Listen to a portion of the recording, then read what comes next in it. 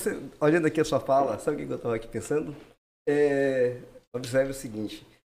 Se diz que o homem tem um livre-arbítrio, né? Que é o poder de deliberar sobre a própria vida. De fato, né? A pessoa humana, né? O ser humano, ele tem o livre-arbítrio, que é o poder de deliberar sobre a própria vida. Mas isso, tipo, vamos colocar aqui, como se diz, entre aspas, né? Porque você tem uma regulação social que lhe impede de fazer algumas coisas, né? Você tem aqui o direito do coletivo, que ele se sobrepõe ao direito individual. Isso é importante, né? Isso é muito importante. Tem que ver lembrei aqui dentro da sua fala, falando de livre-arbítrio, né? Então você tem poder de autodeterminação, mas o direito regula até onde vai essa autodeterminação. Qual é o poder que ele tem? O sujeito pode mudar a cor do cabelo, ele pode mudar a cor dos olhos, ele pode mudar de sexo, mas, por exemplo, o empregado não pode vender mais do que 10 dias de férias. Ele não pode, tá? Alguém disse... E aquela coisa alguém disse que o que é melhor para o cidadão é ele gozar 20 dias de férias. Se ele tiver, por exemplo, uma necessidade muito grande que ele precise trabalhar, ele não pode, né? Então, assim, a lei regula. Alguém disse, o melhor para você é isso e você não pode ir além disso. Você pode fazer tudo, você pode até mudar de sexo, mas você não pode vender mais do que 10 dias de férias. Então, é a regulação da lei e é preciso que haja realmente uma regulação, até para que seja possível a convivência em sociedade. Mas eu me preocupo muito, Ricardo, com essa questão da segurança jurídica, porque se você observar, e existem estudos, inclusive nesse sentido, os países em que tem uma maior segurança jurídica, eles atraem mais investimento estrangeiro, tá? Ou seja, eles geram mais emprego e renda, porque, perceba, é muito ruim você investir num país onde você não tem segurança jurídica, onde fica ao arbítrio de uma única pessoa, uma decisão que mexe com a vida, às vezes, de uma coletividade, tá? Uma decisão monocrática e uma única pessoa pode mexer com a vida de muita gente, tá? Então isso, para mim, isso gera insegurança jurídica. Eu lembro que uma certa feita, Ricardo, eu tive um cliente italiano e ele tanto atuava aqui no Brasil como na Itália, e ele dizia, no Brasil o contrato não vale nada, porque a gente assina contrato aqui, daqui a pouco a pessoa vai para a justiça e diz que foi coagida e o contrato não tem validade. No Brasil aqui as coisas não valem, o que você celebra não tem validade. Ele tinha uma preocupação muito grande e ele foi embora, certo? Ele foi embora. Exatamente por conta dessa insegurança jurídica. Então, para mim, a segurança jurídica é muito importante. Você precisa ter o sistema de freios e contrapesos, ele precisa efetivamente funcionar.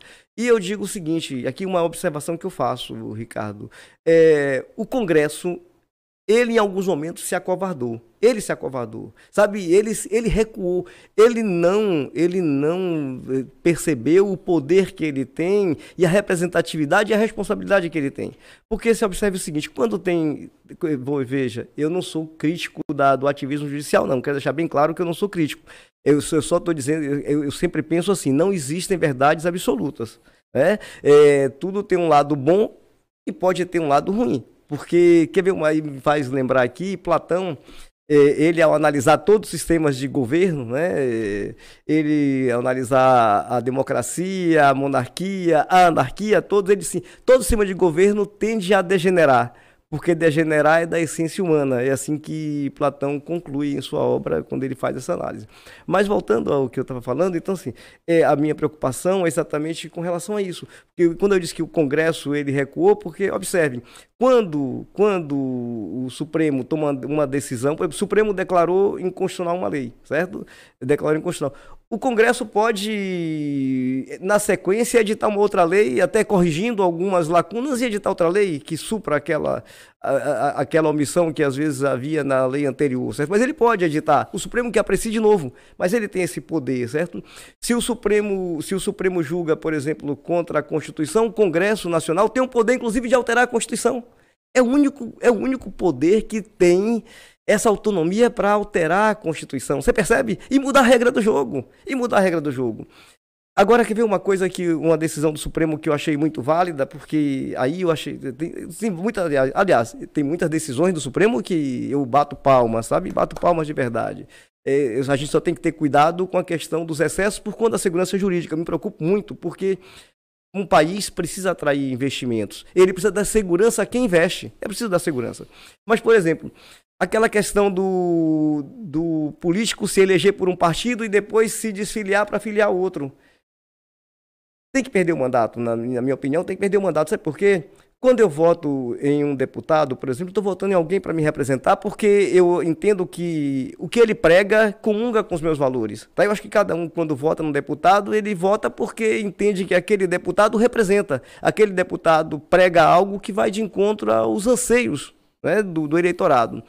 Então imagina como é que você vota, aí o deputado se elege, ele é representante do povo e depois ele troca de partido. Ou seja, ele está traindo ao povo. Então, para mim, uma situação tal é motivo, sim, para perder o mandato. Porque você vota em alguém que lhe represente, porque há uma sintonia, né, no que você pensa e no discurso pregado. Então, é preciso que o deputado, o representante do povo, uma vez eleito, não traia aquele que confiou nele. Eu costumo dizer, Ricardo, que o advogado, quando ele recebe o mandato de um cliente que outorga ele uma procuração, é o poder de falar por ele. Então, essa procuração ela tem que ser respeitada. O advogado tem que respeitar e tratar o constituinte dele da forma como esse constituinte gostaria de ser tratado. Tá? Tem que preservar os valores, porque a outorga de um mandato é um ato de extrema confiança. Quando você elege um deputado, quando você vota em um deputado, você está outorgando para ele um mandato. Concorda comigo, Ricardo? Você está outorgando um mandato para que ele haja em nome do povo e em seu nome. Então, ele precisa ser fiel ao eleitorado. E a gente vê que no Brasil isso não acontece. No Brasil não acontece. No Brasil, o deputado se elege e quando chega lá em cima ele fala, opa, agora peraí, eu vou cuidar aqui dos meus interesses, vamos negociar. Isso, para mim, é um sistema muito perverso. Tá? E acho que aí, quando o judiciário intervém em algumas situações, sim, é como eu disse, eu bato palmas e aplaudo. Mas a questão da segurança jurídica, eu acho que é um ponto de grande relevância. É preciso que haja, sim, um sistema de freios e contrapesos. Você não pode ter um poder que se sobreponha de tal maneira que cale os outros poderes. Né? O outro, como é que um poder age de uma forma que cala o outro poder? Aí tem algo errado. Né? Tem algo errado. E a gente sabe que o ativismo jurídico não é um fenômeno do Brasil, é um fenômeno mundial. Né? É um fenômeno mundial. Nos Estados Unidos, né, na época do governo Roosevelt, depois de uma grande depressão e um plano econômico lançado pelo presidente, a Suprema Corte Americana atuou. Né? Ela acabou atuando e de um modo expansivo. Tá? Então, isso é mundial e, como você falou muito bem, depois da Segunda Guerra Mundial, houve uma necessidade de uma atuação expansiva do Poder Judiciário. Então, a gente só precisa fazer uma contemporização, não é verdade, Ricardo?